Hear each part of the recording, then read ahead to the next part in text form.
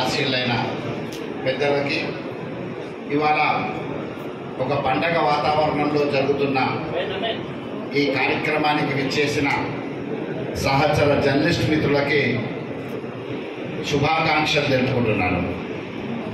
Vemulawada press club అంటే ఒక చరిత్ర ఉంది. దీనికి కోట్లాది తెలంగాణ ప్రజల ఆరాధ్య దైవం వేములవాడ రాజన్న సన్నిధానంలో ఏర్పాటైన ఈ ప్రెస్ క్లబ్ దశాబ్దాలుగా తెలంగాణ రాష్ట్రంలో ఉన్న ప్రెస్ క్లబ్లతో ధీటుగా పనిచేసుకుంటూ వస్తుంది.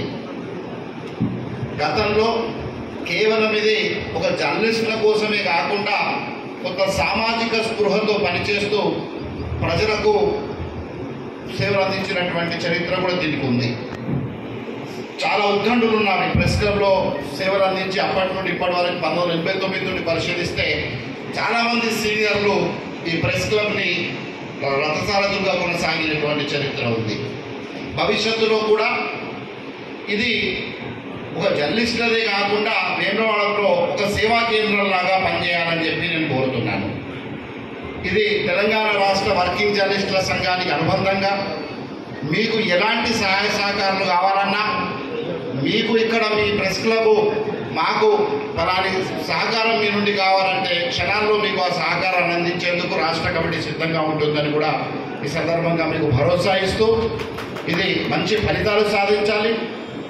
ఇప్పటికే ఉమ్మడి కరీంనగర్ జిల్లాలో ఉన్న ప్రెస్ క్లబ్లలో ఇది ఒక మంచి పేరున్నటువంటి ప్రెస్ క్లబ్. ఒక డిసిప్లినిటీ ఉంది ఇక్కడ. సీనియర్లు అంతా అంటే ఇందులో ఒక గొప్పతనం ఏంటంటే ఇవాళ ప్రెస్ క్లబ్లు పుట్టగొడుగులో ఎవరు పెడితే వాళ్ళు పెట్టుకుంటున్నారు. కానీ అట్లాంటి ప్రెస్ క్లబ్ కాదు ఇది. ఇక్కడ ప్రొఫెషనల్ జర్నలిస్టుల భాగస్వామ్యంతో నడుస్తున్న ప్రెస్ క్లబ్ ఇది. అందరూ ప్రొఫెషనల్ జర్నలిస్ట్ ఇక్కడ ఇందులో పనిచేస్తున్న వాళ్ళు. కొంతమంది కమిటీలు విజిటింగ్ కార్డుల కోసం దానికోసం ప్రెస్ క్లబ్ ప్రచారాలు చేసుకుంటారు. కానీ ఇది అట్లాంటిది కాదు.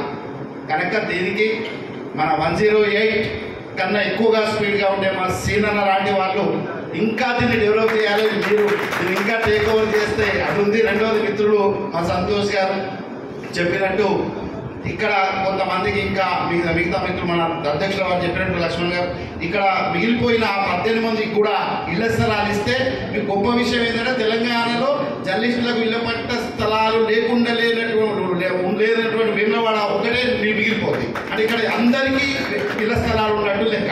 ఆ 18 మందికి పరిష్కారం చేసే దిశలో చర్యలు తీసుకోండి. ప్రెస్ క్లబ్ను ఇంకా చాలామంది ఇక్కడ ఉన్నటువంటి కేంద్ర మంత్రివర్యులు అట్లాగే శాసన మండలి సభ్యులు మన ప్రభుత్వ విప్ గారు వీళ్ళందరూ సమిష్టిగా దీనికి నిధులు ఇవ్వడం మంచి పరిణామం.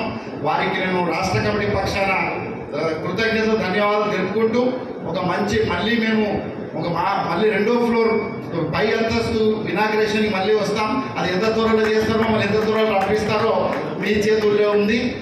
ఏది ఏమైనా మీరంతా జర్నలిస్టుల విశ్వాసాన్ని చెరగొనే దిశలో, ఎందుకంటే మీడియా పట్ల మనందరం గమనిస్తున్నాం అంతా ఒక వాతావరణం చర్చ అంటే జర్నలిస్టులు అంటే మీడియా అంటే ఒక అసహ్యం ఎందుకు వచ్చింది అంటే ఇవాళ మీడియా ఈ పవిత్రమైన వృత్తిని నాశనం చేసేందుకు కొన్ని కలుపు ముక్కలు వస్తున్నాయి. ఆ కలుపు ముక్కల్ని నివారించాలి.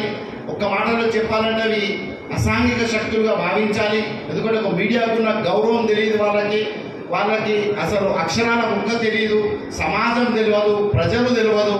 లోగోలు సృష్టించుకొనో లేక ఇతరాత్ర సృష్టించుకొని ఇది ఒక మంచి తమ సంపాదనకు ఒక మార్గంగా భావించి తిరుగుతున్న వాళ్ళకి ఇలాంటి ప్రెస్ క్లబ్ల ద్వారా తగిన గుణపాఠం చెప్పాల్సిన అవసరం ఉందని కూడా నేను మీకు కొడుతున్నాను. మిత్రులారా, ఈ గౌరవాన్ని కాపాడండి. ఈ వృత్తికి ఉన్నటువంటి అసలు ఏ లక్ష్యంతో మీడియా ఉంటుంది, ఏ లక్ష్యంతో పత్రికలు పనిచేసాయి స్వాతంత్రోద్యమంలో, ఇదంతా చరిత్రతో వాళ్ళ కండు విప్పాల్సిన అవసరం ఉంది. కేవలం మంచి ఈ ప్రొఫెషనలిజాన్ని చాలా డెవలప్ చేసి జర్నలిస్టులకి ఒకవైపు ప్రజలకు ఒకవైపు మధ్యనగా మీరు ఒక పిల్లలలాగా నిలబడాలని ఆకాంక్షిస్తూ ఈ అవకాశం ఇచ్చిన జిల్లా కమిటీకి అట్లాగే ప్రధానంగా వేములవాడ ప్రెస్ క్లబ్ పాలక మండలికి నేను కృతజ్ఞతలు తెలుపుకుంటూ సెలవు తీసుకుంటున్నాను.